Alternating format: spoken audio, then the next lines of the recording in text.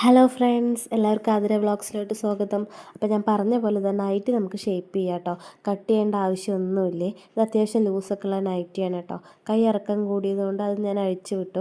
അപ്പോൾ നമ്മുടെ കൈ ഇപ്പോൾ കറക്റ്റ് ഇത്രയായിട്ടുണ്ട് കേട്ടോ ആവശ്യത്തിന്. പിന്നെ നമ്മൾ നൈറ്റീനെ കറക്റ്റായി ഇങ്ങനെ വിരിച്ച് വെച്ച് നമുക്ക് ആവശ്യമുള്ള അളവിനുള്ള ഡ്രസ്സും വെച്ചിട്ട് അതിനേക്കാളും കുറച്ചും കൂടെ ലൂസിൽ നമ്മുടെ വേണ്ട ഷേപ്പ് ചെയ്യേണ്ട ഭാഗം വരച്ച് വെക്കണം കേട്ടോ.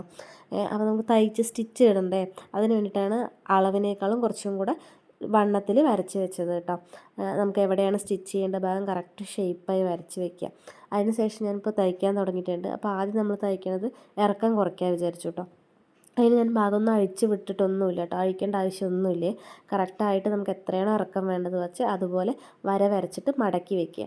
എന്നിട്ട് അതിൽ സ്റ്റിച്ച് ചെയ്യുക കേട്ടോ. അപ്പോൾ ഇതിങ്ങനെ വരച്ചിട്ട് സ്റ്റിച്ച് ചെയ്യാൻ ബുദ്ധിമുട്ടാണെങ്കിൽ നമുക്ക് അവിടെ എന്ത് ചെയ്യാം, സേഫ്റ്റി പിന്നോ അല്ലെങ്കിൽ മുട്ടുസൂചിയോ അങ്ങനെയുള്ളത് റൗണ്ടിൽ അതിനനുസരിച്ച് കുത്തി വയ്ക്കുക. അപ്പോൾ അത് അവിടെ നിന്ന് ഇളകി പോവില്ലല്ലോ. അപ്പോൾ നമുക്ക് ഈസി ആയിട്ട് തയ്ക്കാൻ പറ്റും കേട്ടോ. അങ്ങനെ റൗണ്ടായി തയ്ച്ചെടുക്കുക. എന്തിനാ വെറുതെ വെട്ടി അല്ലെങ്കിൽ അഴിച്ച് ബുദ്ധിമുട്ടണത്. ഇതിൽ എവിടെയും ഞാൻ വെട്ടിയിട്ടേ ഇല്ല കേട്ടോ. ഒന്നും കയ്യിറക്കവും എല്ലാം അതിലുള്ളതുപോലെ തന്നെയാണ്. അതിൻ്റെ ആവശ്യമില്ലാത്ത ഭാഗം അഴിച്ചു വിട്ടു. പിന്നെ വീട്ടിലിരിക്കുമ്പോൾ ഒരുപാട് കയ്യിറക്കം കുറവ് വേണ്ടല്ലോ എന്ന് വിചാരിച്ചു കേട്ടോ. അപ്പം അതിൻ്റെ ഇടയിൽ എൻ്റെ നൂല് കഴിഞ്ഞു. അപ്പോൾ ഞാനതൊക്കെ തിരിച്ച് അതിൻ്റെ ഉള്ളിൽ സെറ്റ് ചെയ്ത് വെക്കുന്നുണ്ട് കേട്ടോ. ഒരേ കളറാവുമ്പോൾ ഒന്നും കൂടെ നന്നായിരിക്കും. വേറെ കളറാവുമ്പോൾ കുറച്ച് എന്താ പറയുക, ബോറായിരിക്കും എടുത്തറിയും. പിന്നെ ഇതിൽ അത്ര പ്രശ്നം വരില്ല ഞാൻ ഇപ്പോൾ എടുത്ത കളറ്. അപ്പോൾ അതൊക്കെ ചെയ്ത് കഴിഞ്ഞു. നമ്മൾ കൈ തയ്ക്കാൻ പോവാണ് കേട്ടോ. കൈ വണ്ണം കറക്റ്റ് രണ്ട് കൈയുടെ ഒരേ വണ്ണമാണെന്ന് കറക്റ്റായി വെച്ച് നോക്കണേ. അത് ശ്രദ്ധിച്ച് നോക്കിയില്ല വെച്ച് എന്തറിയോ, ചിലപ്പോൾ ഒന്ന് ലൂസും ഒന്ന് ടൈറ്റ് ആവും. പിന്നെ നമുക്ക് അങ്ങോട്ടും ഇങ്ങോട്ടും മാറ്റി മാറ്റി പ്രാന്താവും. അതുപോലെ എപ്പോഴും തയ്ക്കുമ്പില്ലേ ലോക്ക് ഇട്ട് വെക്കണം കേട്ടോ. അതായത് ഫസ്റ്റ് തയ്ക്കുമ്പോൾ വേണ്ട, കറക്റ്റാണോ എന്ന് ഇട്ട് നോക്കിയതിന് ശേഷം ഒരു ലോക്ക് ഇട്ടിട്ട് വേണം തയ്ക്കാൻ. അല്ലെങ്കിൽ ഒരു നൂല് എവിടെയെങ്കിലും വലിച്ചു കഴിഞ്ഞാൽ മൊത്തത്തിൽ സ്റ്റിച്ച് അഴിഞ്ഞ് വരും. അങ്ങനെ ഒരു പ്രശ്നമുണ്ട്. അപ്പോൾ അതെല്ലാവരും അതൊന്ന് ശ്രദ്ധിക്കണേ.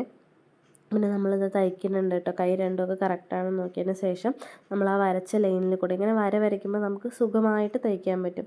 വേറെ ഒരു ടെൻഷൻ വേണ്ട, തെറ്റുമോ അങ്ങനെയുള്ളത്.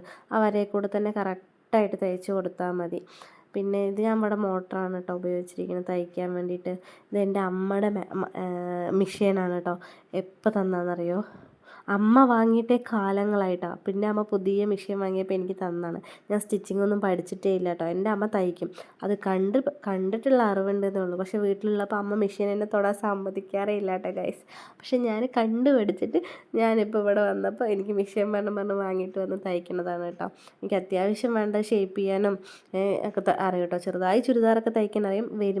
വരും വീഡിയോസുകൾ വെയിറ്റ് ചെയ്യട്ടോ. ഞാൻ സിമ്പിളായിട്ട് തയ്ക്കാനുള്ള ട്രിക്കൊക്കെ പറഞ്ഞു തരേ. എന്താ വെച്ചാൽ ഞാൻ പഠിച്ചിട്ടില്ല. അപ്പോൾ ഈസി ആയിട്ട് എങ്ങനെ തയ്ക്കുക എന്നുള്ള രീതിയിലാണ് ഞാൻ എല്ലാം തയ്ക്കണത് കേട്ടോ. പിന്നെ ഞാൻ പറഞ്ഞില്ലേ, സേഫ്റ്റി പിന്നെ എന്തെങ്കിലും കുത്തിക്കഴിഞ്ഞാൽ നമുക്ക് ഷേപ്പാക്കാൻ എളുപ്പമായിരിക്കുന്നു. അപ്പോൾ ഞാൻ ഇപ്പുറത്തെ സൈഡ് ഞാൻ അങ്ങനെ ചെയ്ത് കാണിച്ചു തരുന്നുണ്ട് കേട്ടോ. നമ്മൾ ആ വര വരച്ച ഭാഗത്ത് കൂടെ സേഫ്റ്റി പിന്നെ കുത്തുക. അല്ലെങ്കിൽ വര വരച്ചില്ലെങ്കിലും കുഴപ്പമില്ല. പക്ഷേ എന്താണ് ഈ വര വരച്ചത് നമുക്കില്ലേ തിരിച്ച് മറിക്കുമ്പോൾ അപ്പുറത്ത് വരയില്ലല്ലോ. അപ്പോൾ നമുക്ക് ബുദ്ധിമുട്ട് വരും. ഇപ്പോൾ ഒരു സൈഡ് വരച്ചാൽ നമുക്കിതുപോലെ സേഫ്റ്റി പിന്നെ കുത്തിയാൽ അപ്പുറത്തെ സൈഡ് മറിക്കുമ്പോഴും സുഖമായിട്ട് തയ്ക്കാൻ പറ്റും കേട്ടോ. പക്ഷേ എന്താ വെച്ചാൽ സേഫ്റ്റി പിന്നെ വെച്ചിട്ട് നമ്മൾ തയ്ക്കുമ്പോൾ എന്ത് ചെയ്യണമെന്ന് വെച്ചാൽ സൂക്ഷിച്ച് തയ്ക്കാൻ പറ്റുള്ളൂ. മറ്റേ സൈഡ് തയ്ക്കണ പോലെ സ്പീഡായി തയ്ച്ച് പോകാൻ പറ്റില്ല. കാരണം എന്താ വെച്ചാൽ ഈ പിന്നിൽ സൂചി തട്ടിക്കഴിഞ്ഞാൽ സൂചി പൊട്ടാൻ സാധ്യതയുണ്ട്. അപ്പോൾ ആ സൂചിനെ കറക്റ്റായി വേറെ വശത്തേക്ക് ചെരിച്ച് വെച്ചതിന് ശേഷം വേണം നമ്മൾ തയ്ക്കാൻ തുടങ്ങാൻ കേട്ടോ. പിന്നെ അതേപോലെ നമ്മുടെ കൈയുടെ അവിടെയും നമ്മൾ ഓരോ എക്സ്ട്രാ അടിക്കണം കേട്ടോ.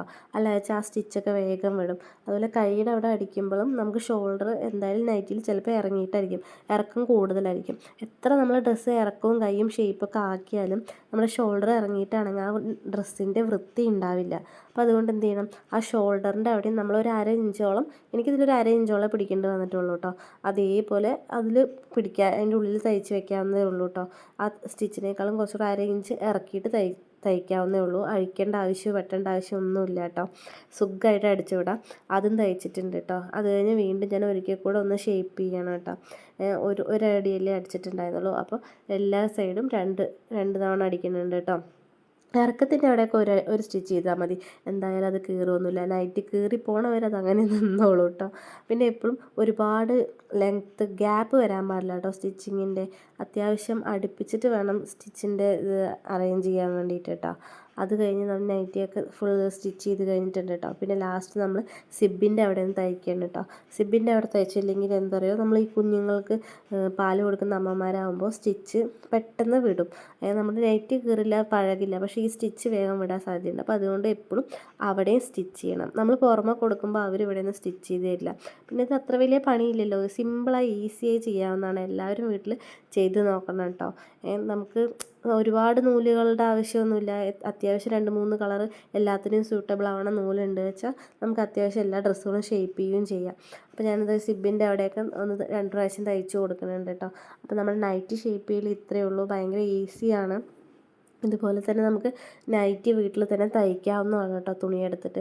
ഞാൻ അങ്ങനത്തെ ഒരു വീഡിയോ ആയിട്ട് ഇനി അടുത്ത് വരുന്നതായിരിക്കും. അപ്പോൾ നമ്മുടെ ചാനൽ എല്ലാവരും മറക്കാതെ സബ്സ്ക്രൈബ് ചെയ്യുക. ഇതുപോലെ സിമ്പിളായിട്ട് ഓരോ കാര്യങ്ങൾ ചെയ്യുന്നത് എങ്ങനെയാണെന്നുള്ള വീഡിയോസ് ഞാൻ ഇനി ഇടുന്നതായിരിക്കും. അപ്പോൾ സബ്സ്ക്രൈബ് ചെയ്യാൻ മറക്കരുത്, ലൈക്ക് ചെയ്യാനും കമൻറ്റ് ചെയ്യാനും മറക്കരുത്. ഇത്രയേ ഉള്ളൂ. Tata bye bye, see U.